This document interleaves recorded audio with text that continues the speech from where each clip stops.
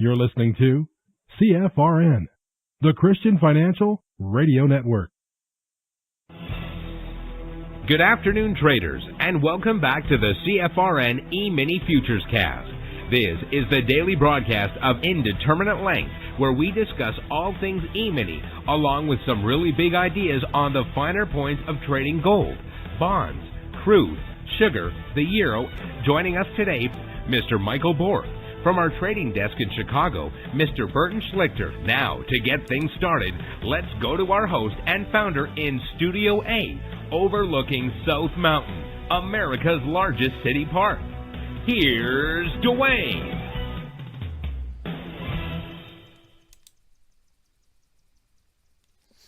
Good afternoon. Welcome back. Today is Thursday, 5th day of December, 2024.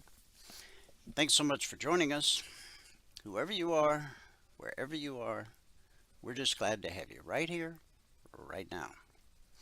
And I did say the magic word Thursday, so that means tonight at 8 p.m. Eastern, there will be a members-only workshop. Now, you got to be a member, so just send that email to support@cfrn.net. In the subject line, put I want to become a member. In the body of the email, put your name, your phone number. We're not going to call you, but we are going to email you the information you need and the link you need to click to become a bona fide passport holder. Now, those of you that tune in every day, you know this is our daily schedule, but we've flipped it on its head the past week. And so Michael is going to come on first today. He'll give us a recap of what happened in the live training room, do a little bit of live trading on the TradingView platform, and then at 12:30 Eastern, I'll take back over and we'll do our daily devotional, prayer, news, alerts, and wrap it up with a good word for the day. So Michael, if you're ready, we're ready.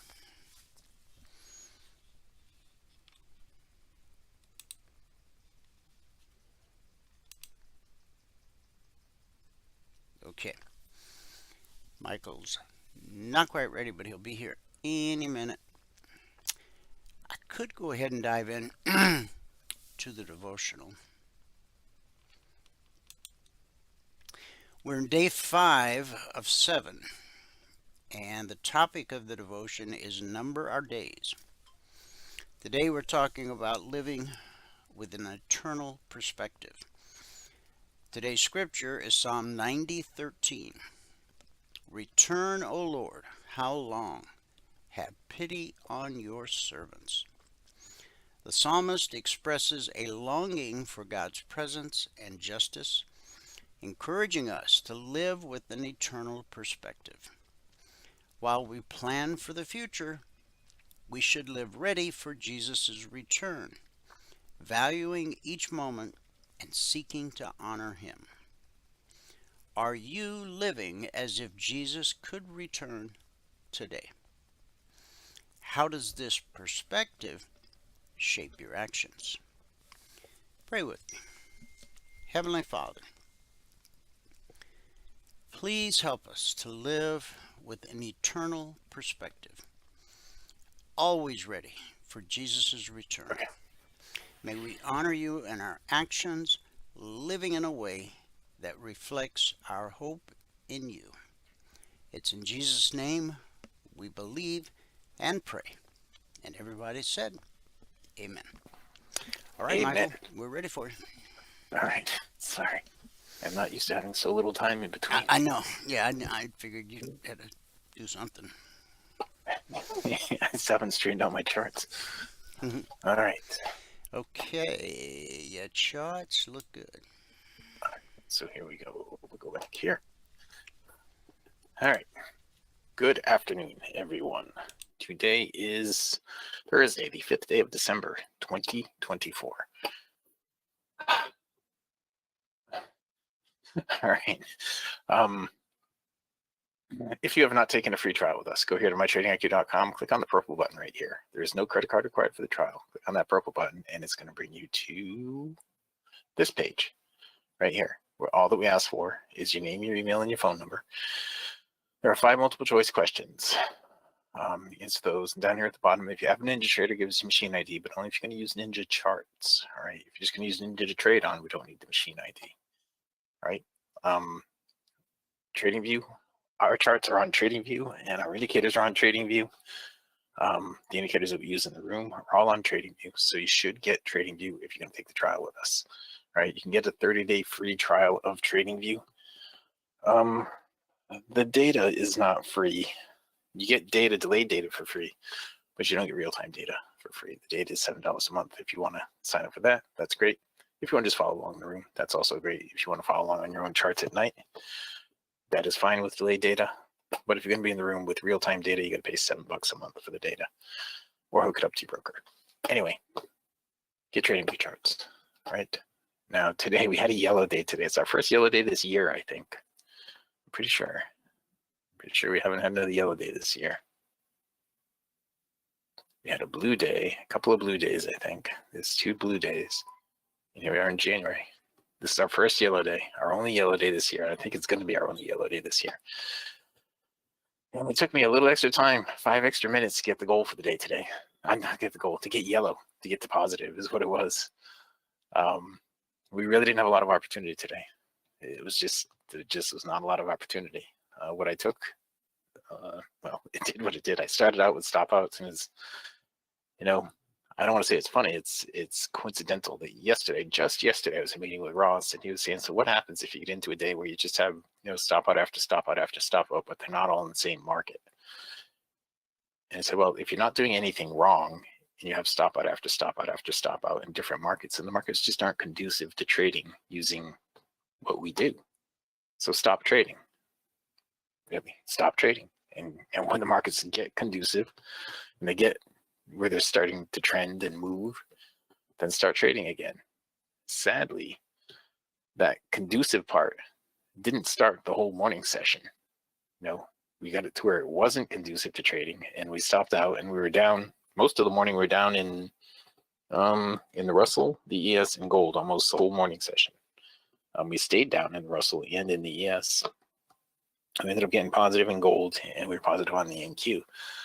But it was not an easy day to trade today. And, if you had the option of just stopping trading and not trading anymore, then that's what you should have done today. I had my 2 hours, so I was trying to get positive after the 2 hours. And when I had that final gold trade where I got it to just positive 1 tick on the day, that's how we got to plus 10. I took 8 ticks profit, and I needed 7 to get to break even and 8 to get positive on the day. And I took that on that gold trade. I could let the gold trade run, and I probably would have gotten the gold for the day if I would have let it run. If I would have let it run another 10 ticks or 9 ticks. And I think it did go another 9 ticks. We'll get into it here in just a second. But anyway, on the year now, on the month, on the day, we ended up with plus 10. On the month, we're at 595 over 4 days, averaging $148. On the year now, though, we've gotten our goal for the day on 227 out of 228 days. We've gone 394 business days since our last red day. We're averaging $494 per contract per morning session on the year, on the whole 228-day year so far, and we're at $112,662 with 1 contract. On the 24/20 blueprint, we did not get the goal today in the I put 125 minutes because that's what we actually spent getting positive. We took a total of 14 trades, and we were at $10. So all those numbers filter down into here. So this number was at 3,190 or something like that yesterday, I think. And now it's at 3,043 is the average hourly rate. If you follow the 24/20 blueprint, and I did as much as I could today, following the 24/20 blueprint, all those numbers go in, and you would have worked a total so far this year of 68.6 hours, and you would have averaged $3,043 per hour. Okay. And that is where the spreadsheet is. Now the actual trades, the last trade that we took was this one right here. This one. And if I had let it go, I took 8 ticks when it was right down here. I took 8 ticks. And if I had let it go, it would have given us the other 9 ticks. It would have gotten us the goal for the day. And then there was a follow-up trade right after it right here. That worked out just fine. There was another one back here that would have got me a break even, I think, if I got a good fill. Didn't put in a lower swing, so you wouldn't have followed up with anything on that. But on the gold, we started out with a stop out on the gold. If I shrink this down some, we started out with a stop out on the gold right here in the morning, at the beginning of the morning. And I don't know how I ended up not getting my stop to break even on that, but we did stop out. And at that time, I didn't think it was going to be an issue getting the gold for the day. But you can see it turned out to be an issue getting the gold for the day. We just did not have more trades. We took a trade here. We were at minus 15 on the first one. Then we got 10 ticks profit on this to get us to minus 5. Then we got 5 ticks profit on that to get us to break even. And then we got 8 ticks profit on this to get us to plus 8. And that's how we did it with gold today. All right. And all these vertical lines that you see in here, we'll discuss those in a partners meeting tonight. Something I showed in the room yesterday and something I showed in more detail today. I'll show it in the partners meeting tonight. All right. Good stuff. You guys aren't going to want to miss that. If you can get in there, get to the partners meeting, you're not going to want to miss that. On the Russell, we had this one stop out right here. We're minus 25 ticks on that. And we had this right here. We picked up 5 ticks. Now, I think I did that on a different time frame, but we picked up 5 ticks right in there. And that was it. That was all we had. There was one trade right here. After we had shut down the room, there was one trade right here on the Russell. We had another opportunity. It looks like throughout the day, we really didn't miss much. We just didn't have the trade opportunities today, right? This one right here didn't put in a higher swing, so there's nothing else after it. Okay. And on the ES, we started out here on the ES with plus 4 right there. And then we stopped out right there. And that was a good trade. That was a good, valid trade, and it stopped us out. We ended up with minus 6 after that. Then we had a break even there. And then we had 2 ticks profit there to get us to minus 4. And that's where we ended it on the ES with minus 4. Since then, it looks like there was one trade right here that would have just about stopped you out, but it ended up making a nice move up. Now on the ES, this is the all-time high right here on the ES. And I was saying by the end of the day, I was thinking we're going to get up to this level right here. And I still think we will by the end of the day. We still have quite a bit of time left in the end of the day. That's what I'm thinking we're going to get to for the all-time highs. All right, and that was it on the ES. We really didn't miss anything there on the ES today either. And the NQ, now the NQ, my NQ's dropped a little mess up. Let me fix this and put this back where it's supposed to be. Move to existing pane below. Okay, and now we'll shrink all this back up and put our context PP back on. And there we go. Again, the vertical lines, we'll go over that in tonight's partners meeting. Yeah, we should have a lot to talk about in tonight's partners meeting between tonight and next Thursday night. Because next Thursday is going to be the last night for DT Pro. It'll be our last partners meeting with DT Pro alive. Okay, and looking long right here on the trade from somewhere down here. And I'm just going to go flat on that, take some profit. I didn't realize that was long. But yeah, so there's going to be, well, let me finish this. Let me finish this part of it. Okay, so on the NQ today, we started out here with a break even, then we had another break even, then we had another break even. Then we finally picked up some profit on this. We got 16 ticks profit right there, and that was our only profitable trade on the NQ. It was, yeah, interesting.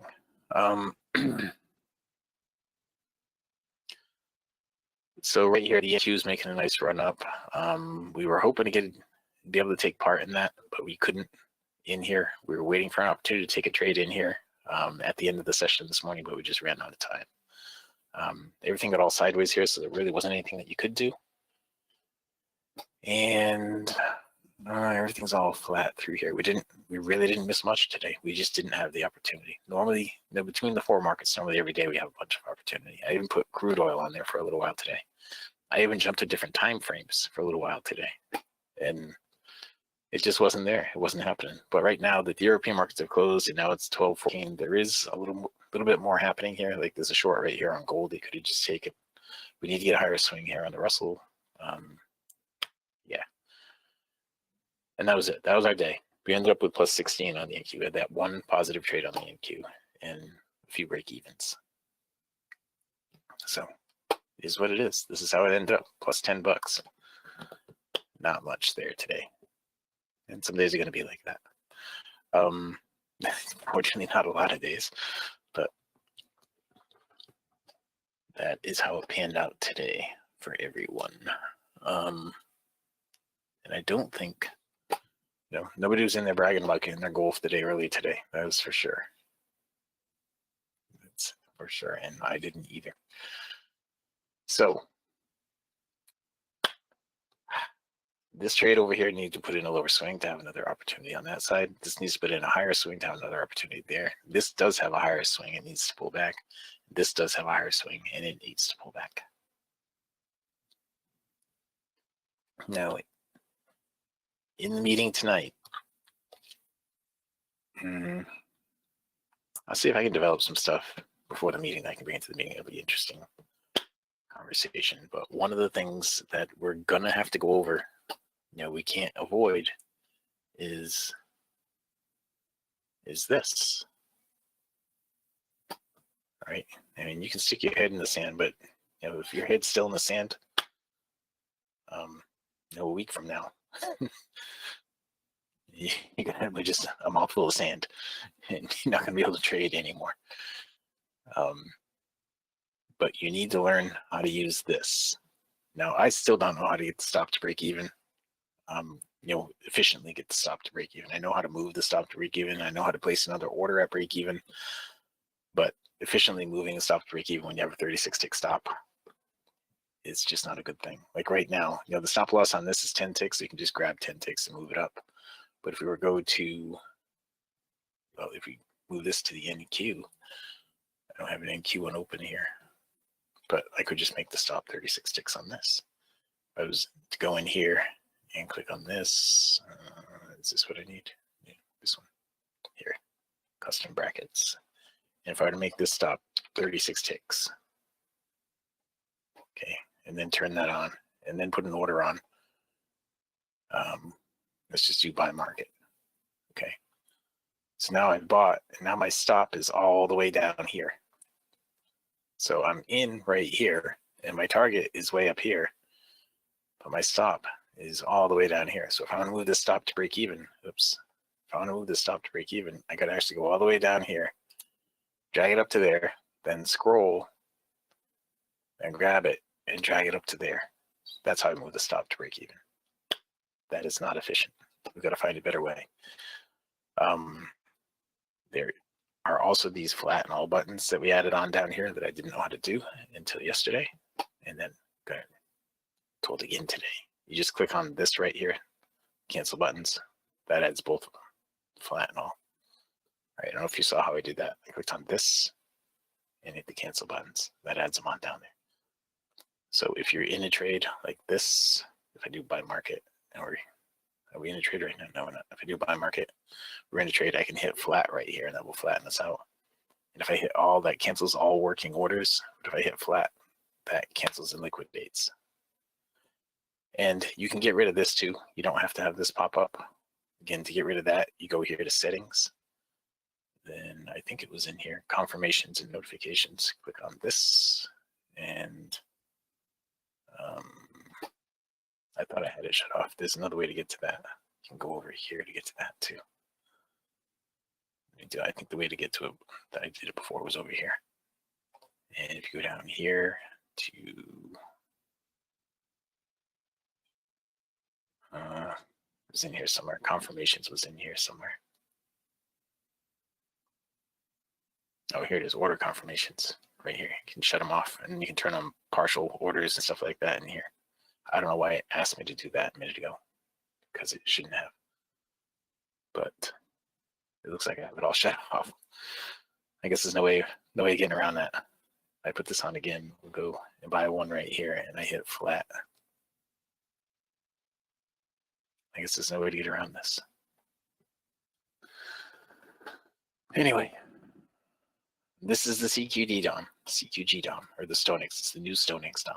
You're going to have to learn how to use this. All right. This is what I'm going to be using, because in here, when you put an order on, if I want to go flat, I just right click and I go flat. And if I want to go to break even, once you have an opportunity to go to break even, I do Control Z like that. Control Z on my keyboard, and that puts my stop at break even. Or if I'm below break even, it'll take me out of the trade automatically. Okay, this is Sierra. This is CQG. This is all the same as what we're used to doing. See, with this, my stop is down here. And if I want to move my stop around, just grab it and move it like that. We can normally do.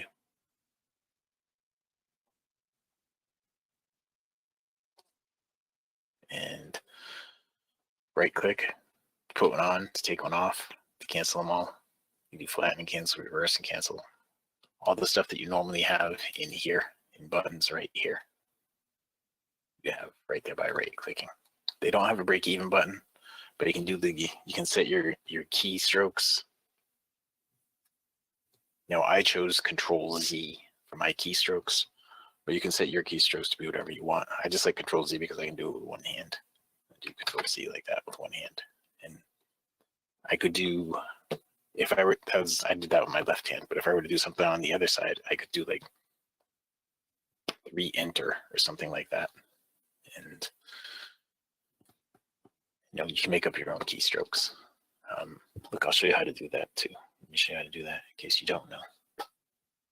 You simply have to go here and go to chart. No. There it is. Chart settings. I think this is it, right? Chart settings? No, that's not it. Hang on. I'll find it. Give me a second.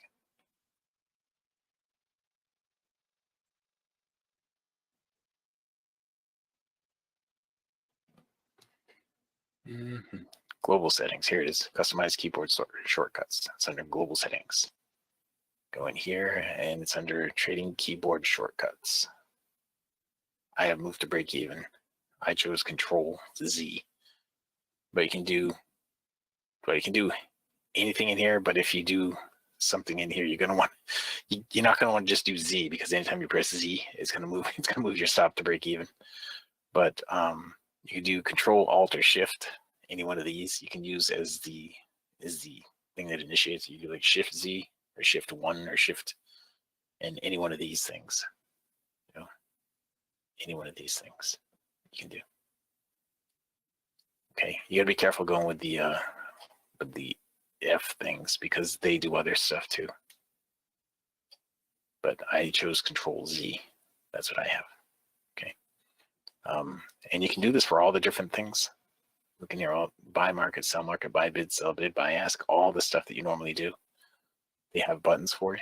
You can create keystrokes for. Okay.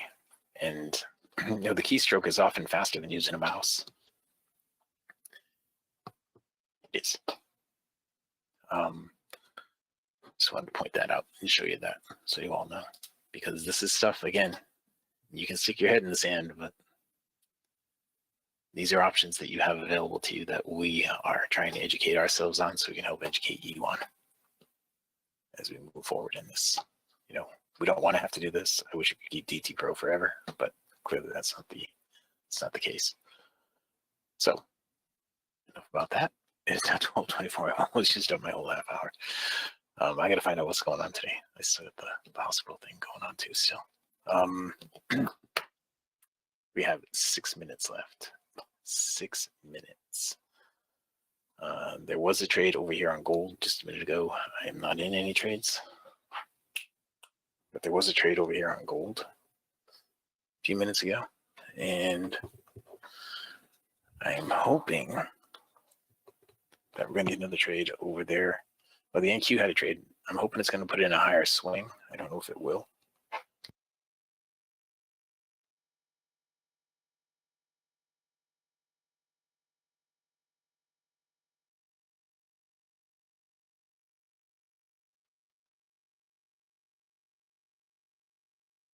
Because if it does put in a higher swing, we'll have an opportunity to trade there. It looks like the ES actually had an opportunity there that I missed, that it's not too late to get into. If I can find my ES on, I'll try to put that on. If I can find my ES on, I can't find it. Here it is. Found it. It never went 4 ticks into profit here, so you could take it from right here. It's already bounced off and hit the ribbon one time here, so that shouldn't be an issue. This black line that I have here was a line that I drew. Excuse me, was a line that I drew earlier today when we were back here. I said this is what I expected to get up to at that point, and you can see we're very close to getting up to it right now. That's what I was looking for earlier, and we're almost there.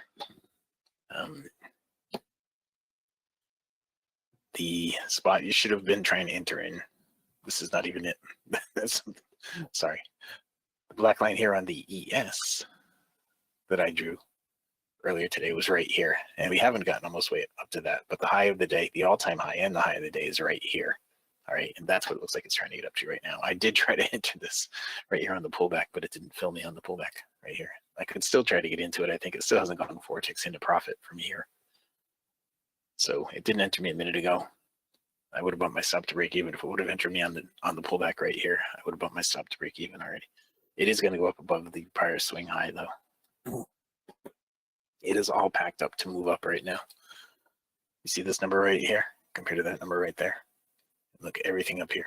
I just went long. Everything up here is saying it's going to go up. It's going to go up to 105.75 at least, is what everything is saying. And today was learn how to read the DOM day. I didn't do that much in the lesson plan today because I did a lot of other stuff that was really good and useful stuff, I think. Most of the people, I think everybody that was in there today understands all the stuff that I was going to put in the lesson plan today and that I normally do in the lesson plan on Thursdays. And we did some new stuff that they didn't get, that I think would appreciate even more. So this needs to put in a higher swing to be able to take a trade. This, I just took this trade because it hadn't gone 4 ticks into profit from the last entry point. And I expect it's going to go up through the high of the day and keep going. The high of the day being right here. Okay, once it gets through that, I think it's going to keep going even more. This number keeps moving up. So that's what we're looking for on the ES. We'll still bump the stop to break even after 4 ticks in profit. Over here on the gold, price dropped down to here. Those of you guys who don't know, Bitcoin went over 100 grand last night. It's made it up to 104 today, 104,000 exactly. Think there are any sellers up there? I think anybody had a whole bunch of orders just waiting there for that 104 mark. It sent you down $4,000. It's all good though. It's good stuff. We broke that 100,000 barrier. Some of you may remember when we broke the 10,000 barrier.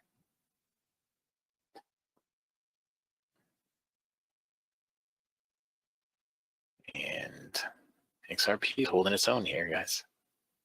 Where I drew this stuff in here yesterday. I didn't move this morning. I drew it in yesterday.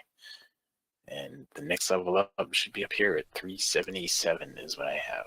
377. That psychological level at 100,000, if that can become support, that will be. Yep. Yep, and I fully expect that's what's going to happen. Because I would think at this point FOMO would kick in pretty strongly. Yeah, and I mean not only that, but I was watching this one thing. It's they don't own as much as Mr. does, but it was Mara. I think I was watching an interview with a guy from there the other day, and he said, we're not buying right here, but we're not selling right here either. And no, Similar Scientific just bought a bunch today. Yeah, and now that it's that was when it was at 95. Oh, so but now we're actually down on the day, like $3,000. Yeah. Wow. Boy, it's really, 3%. I think, critical for 100 to hold a support. We'll see. Yeah, I think it probably will. I mean, you might get a wick that goes down below it, but I think it's probably going to hold long term here. Probably. We'll see. We will see. All right, on the gold right here, guys, we pulled all the way back up and tested the ribbon. You can still see all 4 lines in the ribbon right now. On a down close, you'll just barely be able to see all 4 lines in the ribbon. It's not the easy and obvious trade like this last one over here was, but it's trade nonetheless. The yes trade was the entry point should have been from back here at 102.75. I'm in at 325. If I'd have gotten in at 275, my stop would have been a break even, and I'd be out at break even at this point. I do think it's going to go up. I just don't know if it's going to pull back and stop me out. 175 is right here. It's the swing low. That's where my stop is. If I had a better entry, then I wouldn't be concerned about it. Stop me out before it goes up, but there's a chance it will stop me out before it goes up right now because of my entry point. Right. So over here right now on the NQ, we need to put in a higher swing. The ES needs to put in a higher swing. The Russell needs a higher swing. All these 3 indices right here, they all have topping issues. Whereas gold is looking like it just wants to drop. Right. And Bitcoin is kind of hovering right at the midpoint of the day so far, it looks like. So that's it. That's all I got. Gold is tanking right now. There is the drop on gold, and I failed to put an order on there. I should have put it on, but I didn't. That's it. I guess with that, we can pass it back out to fabulous Phoenix, Arizona, in Studio A, overlooking South Mountain, America's largest city park. Dwayne is ready. Yes, sir. Recap of the morning session. Okay, well, today we did not actually get the goal, but we did end up positive after 125 minutes and 14 trades. We ended up at $10 a contract today.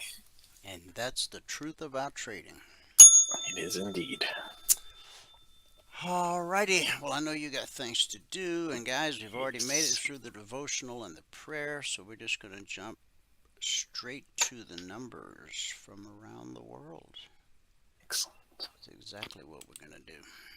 We'll start here in the U.S. with the cash markets, or the indices, as they're called.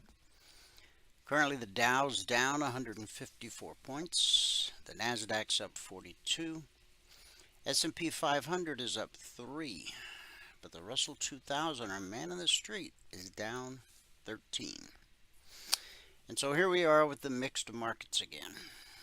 As you know, as futures traders, the 4 major indices, we like to see them all red or all green, because that's when you have better follow through on your trades. No matter which one of them you're trading, you just get better follow through because they're all tugging in the same direction. But when the markets are split now, we got 2 in the red, 2 in the green. It's like a tug of war back and forth. So that's why I'm going to just say that the reason that there was a bit of a struggle in the live training room this morning is that fact right there. The markets are divided. We need to see them all on the same side of the street. In the commodity basket, crude oil down 6 cents, trading 68.48 last. Gold down $26.10, trading 26.50.10 last. That's a drop of almost 1%. Silver down 33 cents, trading 31.58 last. That's a drop of a little over 1%. In the Asian markets at the close, the Nikkei posted a gain of 119 points. Shanghai rose 4, but the Hang Seng fell 182, almost 1%. And in the European markets at the close, FTSE up 13, the DAX up 126, the CAC up 27. So that gave us a mixed day in Asia. It was a green day for the UK. And it is a mixed Radio Thursday here in the US of A.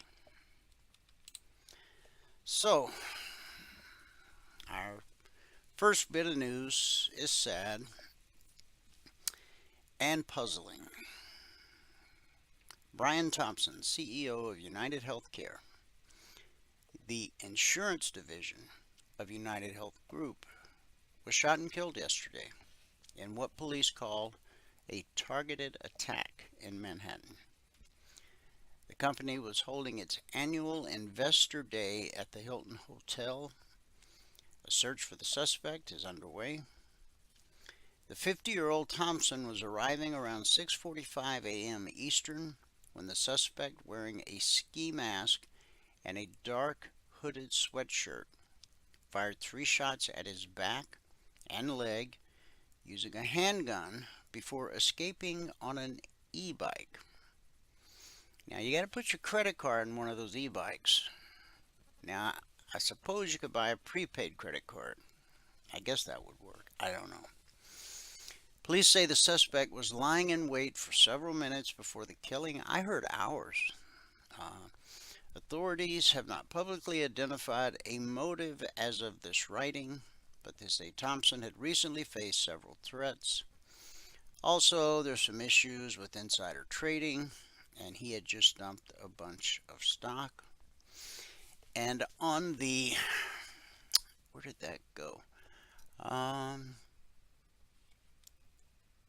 The shell casings. I thought there was 3 words written on the shell casings, but somehow that has slipped off of my. Anyway, you'll hear it in the news for days until they get this solved. But somebody was really trying to send a message by deny, depose, something. I don't know. How about that? Let me just say, I don't know. Spinning the globe, France's National Assembly voted to oust Conservative Prime Minister Michel Barnier yesterday, marking the country's first successful no-confidence effort since 1962. He's expected to resign imminently. Google's DeepMind yesterday unveiled an AI model capable of predicting the weather more accurately than existing forecasting systems. I guess a lot of weathermen are worried. The breakthrough marks an advancement in the field, promising quicker and cheaper results. Not throwing shade at the meteorologists and the weather forecasters. They do a great job. I just hope they still have a job. DeepMind researchers trained their model, GenCast, on data from 1979 to 2018 to predict the weather for 2019. In a study published in Nature, they found GenCast outperformed the world's leading atmospheric predictor, the Ensemble system from the European Center for Medium-Range Weather Forecast, over 97% of the time on factors like wind speeds, temperatures, and precipitation. GenCast was also fast, producing 15-day predictions in 8 minutes rather than the hours conventional systems take. GenCast also outperformed in predicting fast-changing hurricane paths, but underperformed in predictions of hurricane intensity. At least 35 countries currently rely on Europe's Ensemble system, which forecasts weather using room-sized supercomputers that calculate global observations from satellites and weather stations, whereas in contrast, GenCast, this is the Google DeepMind thing, runs on smaller machines and uses historical data to spot patterns and present scenarios. Yeah, I'm going to say the weatherman's job is probably safe. Somebody's still got to stand there and look nice and break it down for you, right? So, moving on. Now, this falls under the heading of market news, but it sure seems political. Republicans are set to fet Elon Musk and Vivek Ramaswamy today in a Capitol Hill gathering. But there are also signs that the pair's extra-governmental Department of Government Efficiency is attracting interest from across the political aisle. One of the things that's been encouraging about seeing Doge come into existence is how nonpartisan and even apolitical the interest in this mission has been. Ramaswamy said Wednesday afternoon in an appearance at the Aspen Security Forum before his planned Capitol Hill stop today. Ramaswamy was talking primarily about business leaders he said are flooding his inbox, but it could equally be applied to at least a few Capitol Hill denizens. Bernie Sanders posted Elon Musk is right. Reducing ineffective government spending should not be a partisan issue. That's from a Florida Democrat, Representative Jared Moskowitz, who was the first Democrat to join the House's now bipartisan Doge caucus. But for today at least, the focus will be on the GOP members who have embraced the Tesla CEO as well as Ramaswamy and invited them in for a discussion where Republican lawmakers are expected to trade ideas for cuts with the two billionaires. Well, I hope they can work it out. Now, I don't have a news article on this, but I saw it on the news last night. You've got all these federal employees, I think there's like 40,000 of them, who are still working from home. Hello, the pandemic's over. They got Biden to sign a deal that guarantees they can still work from home for the next 5 years. Elon said, I don't care. I'll just fire them. So they can work from home all they want. Also, many Democrats are asking for what do they call it? A pardon. They haven't been charged with anything, but they're afraid Trump's going to retaliate against them. So, oh God, somebody type it in the box. I didn't think you could even do such a thing. I mean, if somebody was accused of a crime, they could get pardoned. But we saw what happened with Hunter. But I think everybody expected that. But yeah, all these people like Nancy Pelosi and others, they want to be pardoned, and they haven't even been charged with anything. My God, what have they done? How guilty are they? I don't see how that dog can hunt. But I guess you never know. President-elect Donald Trump is making it clear he doesn't intend to ease up on the nation's technology giants once he's back in the Oval Office.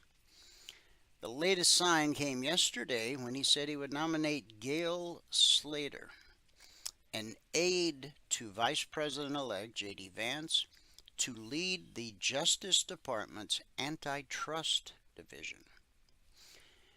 Big tech has run wild for years, Trump said, in a statement announcing the appointment on his Truth Social platform, stifling competition in our most innovative sector, and, as we all know, using its market power to crack down on the rights of so many Americans, as well as those of little tech. You got big tech and you got little tech. Big companies, small companies. I was proud to fight these abuses in my first term and our Department of Justice's antitrust team will continue that work under Gale's leadership, Trump added. There's a new sheriff in town. Man, I started watching the Midway last night on Netflix. I'm just saying this now because if I don't say it now, I'll forget it later. The bombing of Pearl Harbor. I think I might have seen it maybe years ago. I don't know, but I started watching it last night and I enjoyed it so much. I only allowed myself like 20 minutes. And then I'll do another 20 minutes today. When I find stuff I really like, I ration it. If I find a really good book, I had a book that was so good. It was called Mary of Magdalene. That book was so good, it put you in the sandals of the disciples. You could hear gravel crunching under their sandals. Once I got halfway through that book, I rationed myself to a page a day because I didn't want it to end. Okay, I'm sure you could have lived without that, but now you know. U.S. trade deficit contracted sharply in October as imports declined by the most since late 2022, potentially positioning trade to contribute to economic growth in the fourth quarter. The trade gap narrowed 11.9% to $73.8 billion from a revised $83.8 billion in September. Economists polled by Reuters had forecast the trade deficit easing to $75 billion from the previously reported $84.4 billion. Okay. U.S. jobless claims. Numbers came out today. Applications for U.S. unemployment benefits rose to the highest in a month during a week that included the Thanksgiving holiday. Initial claims increased by 9,000 to 224,000 in the week ended November 30th. The median forecast in a Bloomberg survey of economists called for 215,000 applications. Well, I think there's going to be a whole lot more of those when these federal employees start getting fired. Kenya, their central bank slashed its benchmark interest rate by a bigger than expected margin, as muted inflation allows it to offer support to the East African economy. The Monetary Policy Committee lowered the key rate to 11.25% from 12%. Wow. Now, we're moaning and groaning at 6 and 7%. These poor people have been living with 12% interest. The MPC noted that overall inflation was expected to remain below the midpoint of the target range in the near term, supported by low fuel inflation, stable food inflation, and exchange rate stability. And we already talked yesterday about Biden. When he could stay awake, gave Angola $1 billion to build a railroad so that they can use children to mine all this different. It's sick. He's trying to bankrupt America before he leaves office. I wish I knew his address. I know Pennsylvania Avenue, but I wish I really knew how to get a hold of him. I could use a few bucks. I even have a nonprofit. You could write it off. I don't know. Anyway, from Bloomberg, stocks struggle to gain traction near all-time highs, with traders gearing up for key jobs data that will help determine whether the Federal Reserve will cut or hold rates in December. So we got high-impact news tomorrow and Friday, I believe. Equities wavered after the S&P 500 hit its 56th record high this year. Treasury yields edged up slightly, with the market standing at critical technical levels. President-elect Donald Trump's pick of a crypto proponent to be the next head of the U.S. securities regulator lifted Bitcoin over 100 grand. And that is the news. Let's bring it on home. Logic 247. That is our 24/7, around the clock, Emini alert service. Over the last 331 weeks, we've issued over 18,500 individual handcrafted alerts.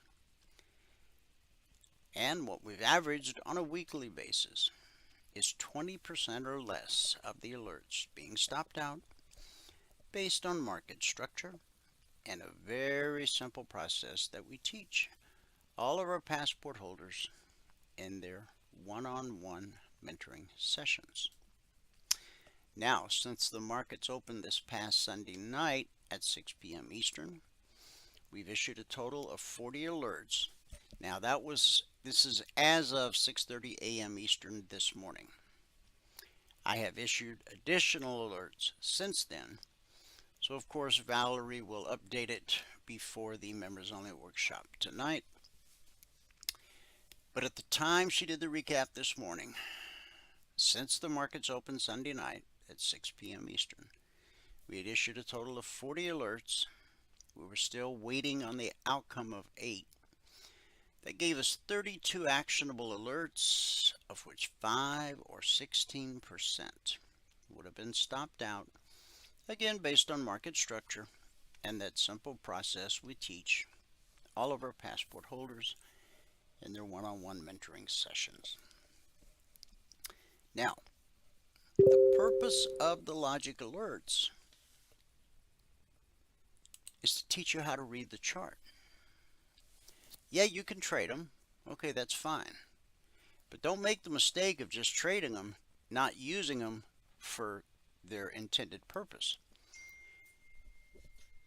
You got to be able to read the chart. Now, we all, or I assume we all know how to read, okay, but charts don't have words and sentences and paragraphs, etc. They got candlesticks or bars, and you have to understand how to use multiple time frames. Once you've been with us a couple months, you should be able to look at any market, any time frame, and instinctively know what the next high probability move is using our very humble indicators. That's if you've done your work, okay? That means not just trading the logic alerts, but actually drawing those horizontal lines the way I teach you so that you know where to expect support and resistance and how to find those windows of opportunity in between those important points. Every logic alert has an entry price, an initial target. That's to help you get your goal for the day. Quite often additional targets, and then a final trade to target. The logic alerts can come out anytime around the clock, 2 a.m. or 2 p.m. Futures trade around the clock. We have traders around the globe. Their day session is our night session, and vice versa. So with a day and a half left in the week, we're riding. If I don't screw anything, I guess at this point I just need to not screw it up. Okay. Now, 331 weeks, that's a long time. 18,500 plus alerts, that's a lot of alerts. But our original alert service, the concierge trade alerts, they're twice as old. And they're a little bit different, and I'm going to show you exactly how.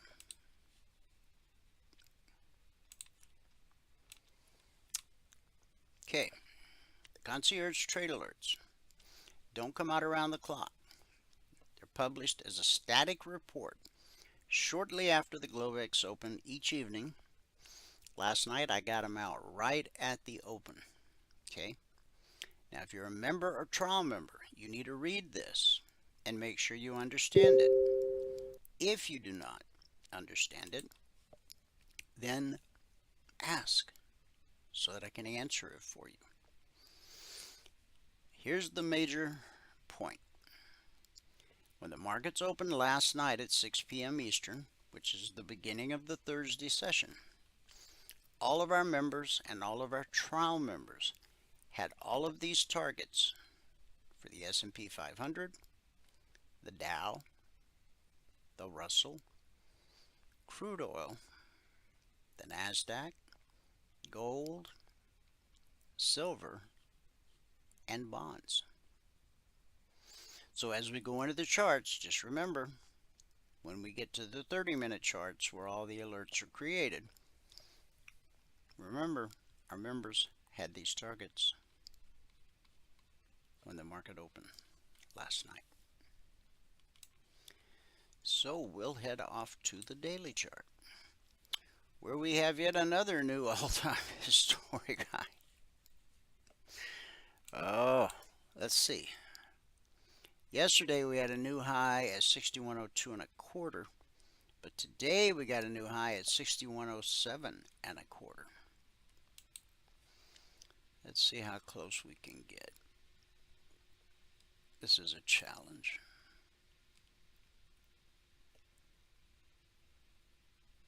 Okay, that puts us 2 ticks. 61.0675 and the high is 61.07 and a quarter. So yeah, so we're just 2 ticks off. All right, now the green line, that's the BBC. It stands for bull bear cross. When price crosses below the green line, we're bearish and anticipate lower prices. When price crosses above the green line, we're bullish and anticipate higher prices. Now the pullback to the BBC holds more often than not, whether it's pulling from above, or pulling from below, or pulling down from above. But we do know eventually it will trade through. That keeps the markets fluid and tradable. Now you see we traded through, we held here and we held here, we even held here, but red and falling overhead forced us down. Now this is where market structure is so important, and this is why you have to learn it. Okay, when we traded through, you see all these bottoms here? You see these wicks? That's that right there. That's market structure. Support will always send the market looking for resistance. Now, you can't look left because this was an all-time historic high, but it gave us a beautiful little doji. Then the step line crossed blue and climbing. Down we go to the BBC. That's what normally happens. See over here when the step line, the black step line crosses from the left side to the right side of blue and climbing, price pulls back to the BBC. See right here? Pull back to the BBC. Right here, pull back to the BBC. In fact, it held 1, 2, 3, 4, 5 days before we went on to put in several new all-time historic highs. Now, the step line looked like it was going to cross blue and climbing a couple days ago. Now it's starting to look like it kind of wants to get parallel like this, the perfect stack. Price, step line, blue and climbing. That's as good as it gets.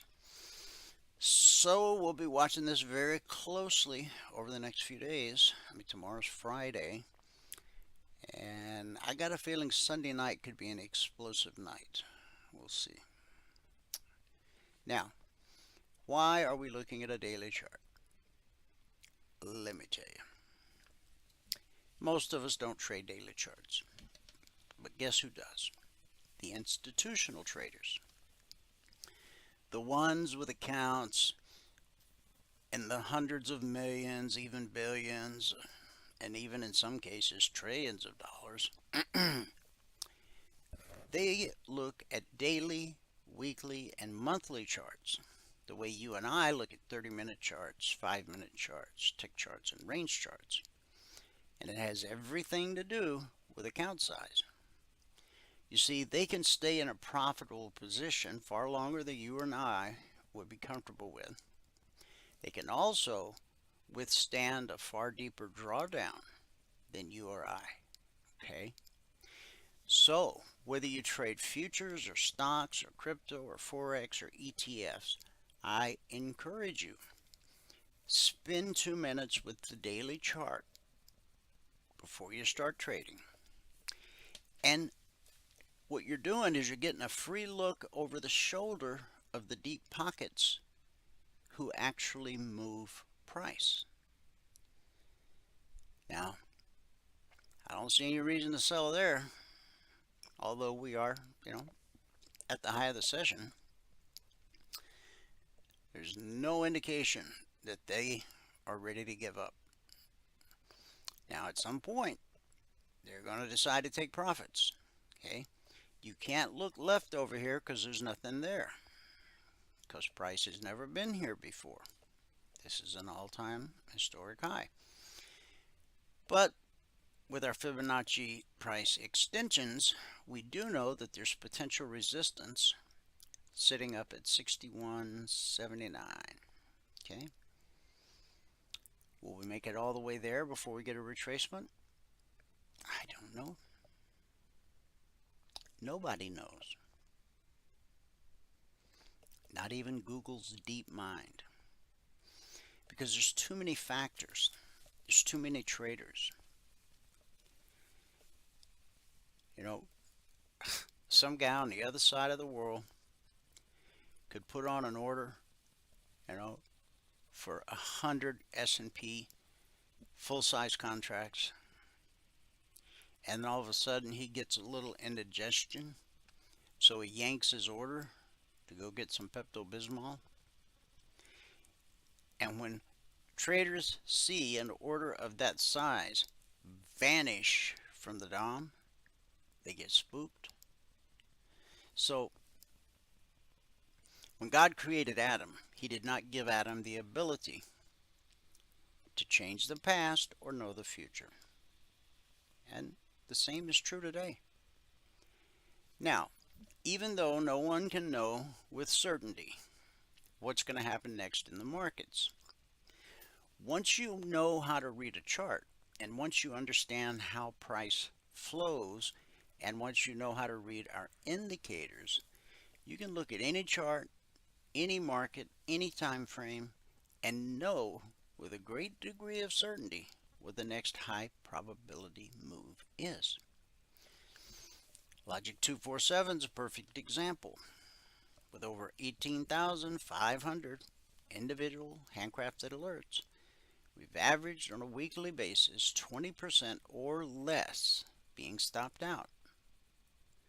So our best work, our best analysis, that's where we're at. 20. Now, why can't we do better than that? For reasons like I just mentioned. Some big trader somewhere pulls an order, changes his mind, whatever. And that throws the whole market into chaos. And you can't know with certainty what any one trader or group of traders are going to do at any given moment in time. But you can know with about 80% accuracy what the next high probability move is. It's not going to happen overnight. You got to show up every day. You got to do the work. You got to learn to read the chart. You got to learn to understand what the indicators are telling you. Trading's not easy, but it can be simple. All right, the 30-minute chart is where all of the alerts are created. The Logic 247 and the Concierge Trade Alerts. The vertical lines separate today. Over here is Thursday.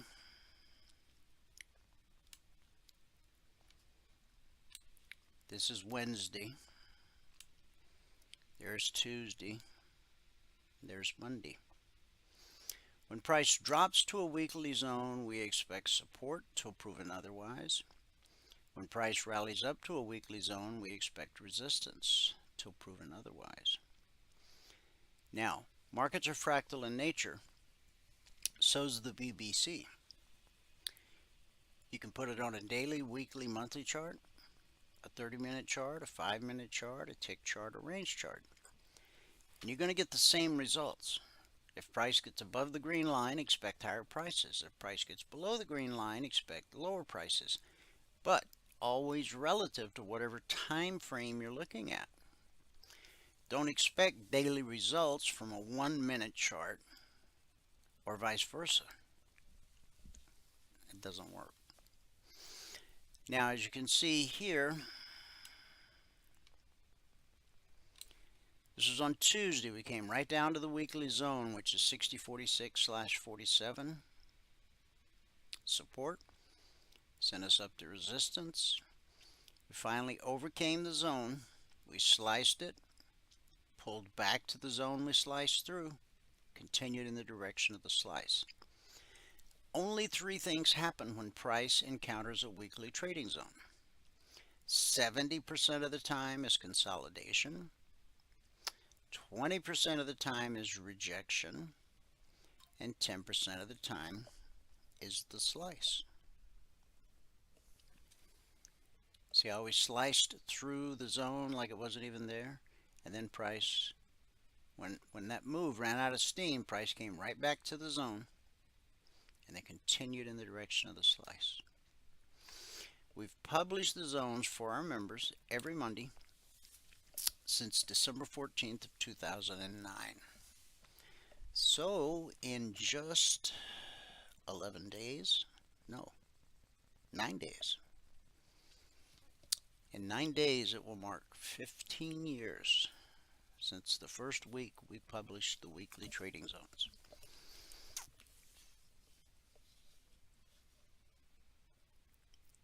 The vertical line separates today, Thursday, from yesterday, Wednesday. Okay. You'll notice how on the way up, the weekly zone was resistance. But then once we got above it and pulled back, it became support. Right here you had support times 2. Price always reverts to the mean. In our case, the mean is green. We call it the BBC. And so in a situation like this, where price is pulling back to the zone and the BBC at the same time, that's support times 2. So this is where we closed yesterday afternoon. This is where we opened last night. And we just flatlined basically the whole night. We did attempt to reach up here. This candle opened at 6,100.25, and it put in a high at 6104.75. So you could have got your goal for the day, even though we didn't quite get all the way to the zone on that move. But that resistance sent the market looking for support. The pullback held. All these candles are touching the BBC, so the pullback held. And where are we now? We're right at the long target, 6106. But notice here, we're starting a perfect stack. So this thing could get legs, okay? What's currently the high of the day? By the close today, may see you got price, the step line, blue and climbing, BBC. This looks like the beginning of a potential run. Now the highest weekly zone for the week is up at 61.55. I don't know if we're going to see that this week. This is the beginning of what a bull run looks like. So keep an eye on it. The Dow. This was the open last night. Price reverted to the mean, pulled back to the VVC, found support, and then ran up to the long target. 45, 154, we missed it by one tick. I'm sorry. Resistance then sent us looking for support, which we found at the weekly zone. Support sent us looking for resistance, which we found at the target and basically the zone. Resistance then sent the market looking for support, which it found at the zone. Now, these are the zones that were published Monday morning at 6:15 a.m. Eastern. Once the zones are published Monday morning, for all members, all trial members, they're carved in stone for the entire week. They don't change in any way whatsoever. Price drops to a zone support, rallies up to a zone resistance, support, resistance, over and over, again and again. Okay? Support. Now we've got resistance here at red and falling. The step line looks like it wants to cross red and falling, so we may get a pull back or a pull up. That would be resistance times 2, because we expect resistance at the BVC, we expect resistance when we run up to a zone. So that's resistance times 2. If that pullback holds, then we would look for another leg to the downside. If it doesn't hold, then we would trade something like 45090 all the way up to the target. You only need 20 points to get your goal for the day. So 45-100 or 45-120, that would be my trade. That's if the pull-up doesn't hold. But remember, the pullback holds more often than it doesn't. Okay.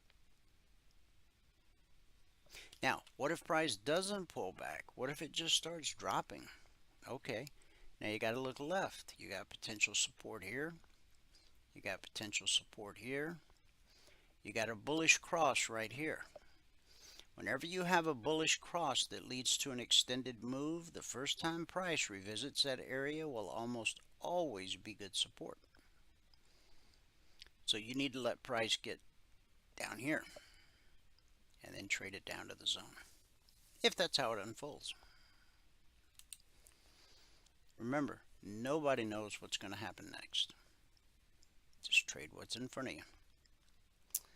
This was the opening candle last night. Dropped to the BVC, sent us up to the zone. Resistance sends us back to support. Support sends us back to resistance, back to support, back to resistance. Till finally, it just got tired. Market got tired. Couldn't take out that high. Blue and climbing turned to red and falling. And then, kaboom. Look at that move. That candle right there opened at 24.27. That's a 17-point candle. $50 a point. You can do the math. And the market found support. We never did figure out what this flash crash was the other day. I think it was a bad tick. But as you can see, price stopped dropping right at this area right here. And this was way back on November 22nd. Market structure. If you learn it, it'll make you a happy camper. NQ. Here's where we opened. Now when blue and climbing gets directly above price, that becomes resistance. It's because it's usually on its way to becoming red and falling, which is bearish, and it took us right down to the BBC. The pullback held. Once again, it held, and it held, and it held. Sent us right up to the zone where we found resistance and consolidated for many hours. Then we made a run at the long target. We only made it up to 21,567. So we missed it by 12 ticks. But the good news is you only need 5 points to get your goal for the day. So this candle here opened at 21,530 and ran up to 21,564. So that's 34 points at $20 a point per contract traded. Resistance is now cent price, red candle. We got potential support at the step line, at blue and climbing, at the zone, and the BBC. This is like a triple threat here, a trifecta of support. Doesn't mean if buyers stop buying, price is going to drop. Okay. I would watch this very carefully, because if institutional buyers do stop buying and you get down into this area here, 457 down to 443, then down to 395, then down to 341, then down to 21,240, and then you got a bullish cross right there. See it? That's support.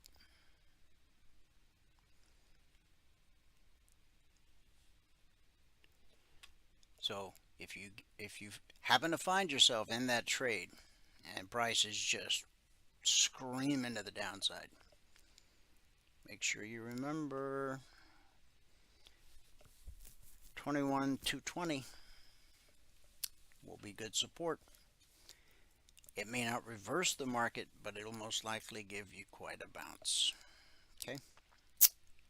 Okay. See, we're coming down.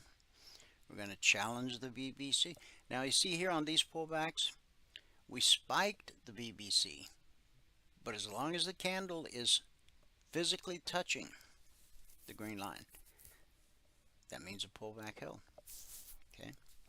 You need to see a candle open and close below the BBC to say that it didn't hold. Okay. Crude oil. Crude pretty flat today. This was the open last night. We come all the way down to the zone. That's support, which bounces us up to the BBC, where we consolidate, and then we reach up a little bit, coming off this candle here. This was green. We got to 69.10, and the zone was at 69.15. So the resistance found there sent us all the way down to the short target. That support sent us all the way up to the zone that was published Monday morning at 6:15 a.m. Eastern. And that sent us down to support at the zone, where we've been consolidating now for 2.5 hours. But we've got a bearish cross here, okay, which tells us to expect lower prices. But we're printing a green candle, you say. Well, remember, the pullback holds more often than not. In fact, price might not get all the way back to the BBC. It just may run into resistance right here at red and falling. Or we could continue consolidating sideways. If we do, red and falling is going to drop, and the BBC is going to drop. And if that happens, wait for price to take out this low right here, 67.90, down to 67, 65.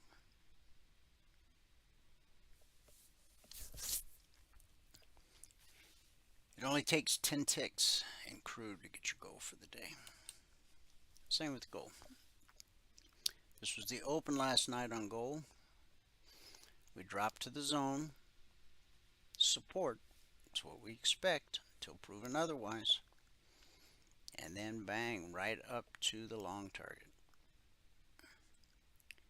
2680 was the long target, and the high was 2680. Love it when that happens. So then price goes back down to the zone, consolidates, makes another run at the target, but it can't take out that high right there. That's a sign of weakness. And so down we go. And the zone is 2643/44, and the low so far is 46.6. I suspect you notice the step line, how it's starting to curve back to the left. It was curving to the right, now it's curving back to the left. So I suspect we'll see, by the end of the day, we'll see gold down at this zone, 43/44. And yesterday, if you were tuned in, I said, here, let me do a Michael. Silver had this huge run up yesterday, so I drew fibs from the low to the high. And I said, let's see where we're at tomorrow. 50% retracement. Now, the reason the target is below the 50% mark is because of this bullish cross. When you have a bullish cross that leads to an extended move, the first time price revisits that area will almost always be good support. Support, support, support, support. But the purpose in drawing those fibs was to show you that whenever you have a substantial move, and you only see me using fibs on the daily chart, but Stefan uses them very well on the 30-minute, and I know how to. But you don't often get such a clear picture as this. So this is what we thought price would at least give us a 50% retracement off this bullish move, and it did. In fact, that's where it first hit the 50.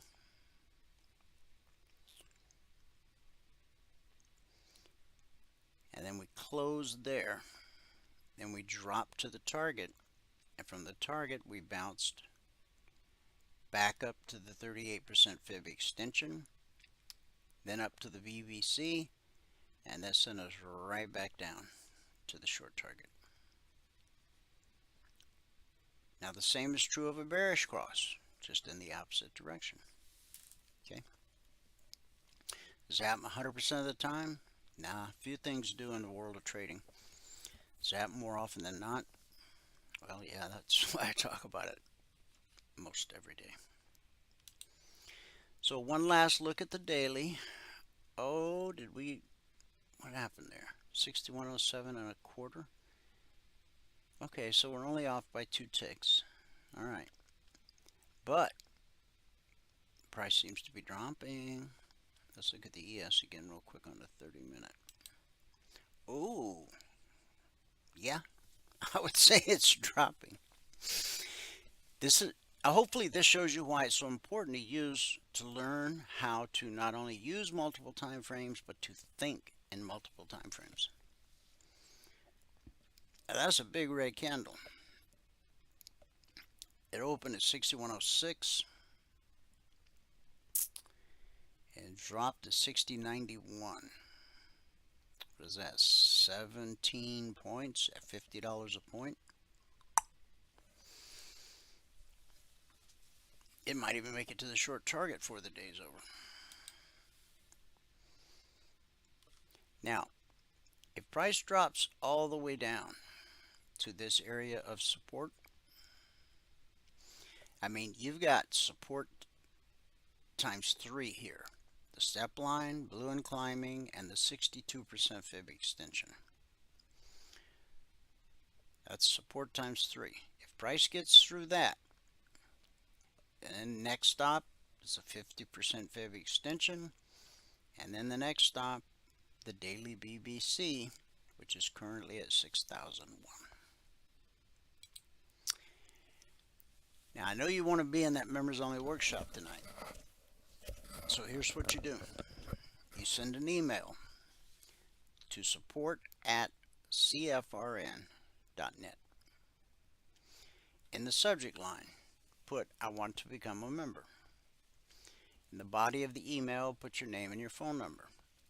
We're not going to call you, but Valerie's going to send you an email with all the information you need and a link that you can click to become a passport holder. Not only will you be able to get into the workshop tonight, but you'll get the golden key that opens the private channel in Telegram, where there's hundreds of previous members-only workshops. Do you need to watch them all? No. But it's nice to know you've got that library of teachable moments.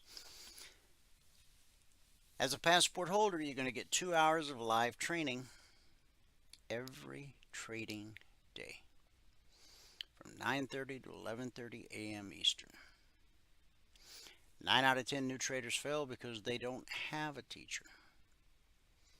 As a passport holder, you got a teacher.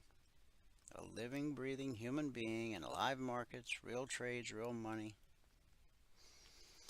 You also get private one-on-one mentoring. No extra charge. The strategy you learn, the indicators you own as a passport holder are fluid across all markets and all time frames. Futures, stocks, crypto, Forex, ETFs, it doesn't matter. Price flows the same across all markets and all time frames. From support to resistance, back to support, back to resistance, over and over again and again, as I've just showed you. Okay? You just got to learn how to read the chart and understand what the humble indicators are telling you. As a passport holder, you'll get the Logic 247 alerts around the clock. You'll get the concierge trade alerts every evening, the second they're published. And you'll get the weekly trading zones every Monday morning, 6:15 a.m. Eastern. That gives you plenty of time to get them on your charts before Wall Street even wakes up for the week. Now, we go to work Sunday night at 6 p.m. Eastern. That's when I start sending out alerts. Okay. So, if you become a passport holder, Valerie's going to send you information on how to get Telegram installed if you don't have it already. She's going to give you the link, okay, to the Logic 247 channel. And at 6 p.m. Eastern, Sunday night, out come the Logic alerts, out come the CTAs. And those are based on this week's weekly trading zones. But any alert that comes out after Monday morning at 6:15 a.m. Eastern, those are all based on the new weekly zones. It's everything a trader needs, all under one roof at one low price. Good word for the day. Yesterday, we talked about being on your guard. Today, we're going to talk about dealing with loneliness, part 1.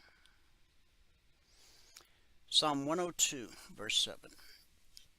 I lay awake and am like a sparrow, alone on the housetop. Wolfgang Dirks, a divorced, disabled loner, was found deceased in his apartment in Bonn, Germany in December 1998, 5 years after he died. He was 43 and died watching television. Neighbors didn't notice his absence. His landlord came by after the bank account from which his rent was paid dried up. A TV schedule was still sitting on the lap of Dirk's skeleton and was open to the page of December 5th, 1993, the apparent date of his death. The television had long since stopped in the on position, but the lights on his 1993 Christmas tree were still glowing. When God created us, he said in Genesis 2:18, "It is not good that a man should be alone. I will make a helper comparable to him." You weren't created to be alone. You don't have to accept loneliness as your destiny. Instead, number one, find a need and meet it. Often loneliness is not the absence of people, but purpose. Show a true interest in the difficulties of others. Resist making your own issues and worries the aim of every conversation. Philippians 2:3 teaches us, "Do nothing out of selfish ambition or vain conceit. Rather, in humility, value others above yourselves, not looking to your own interest, but each of you to the interests of the others." And number two, be generous to others with your time, talents, and treasure.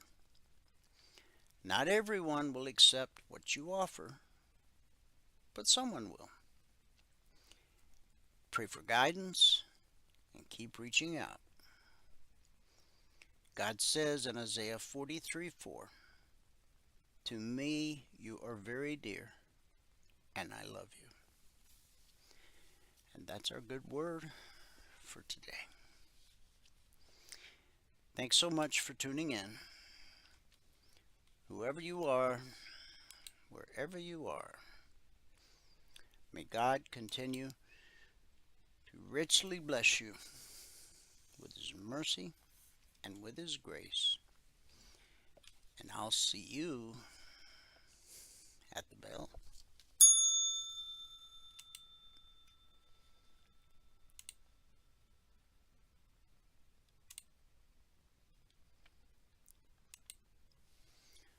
That has become quite the source of frustration, hasn't it?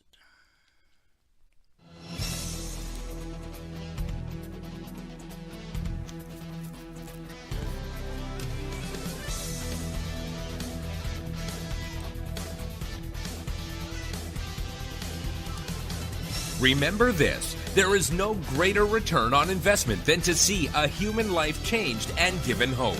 As always, pray hard and trade safe.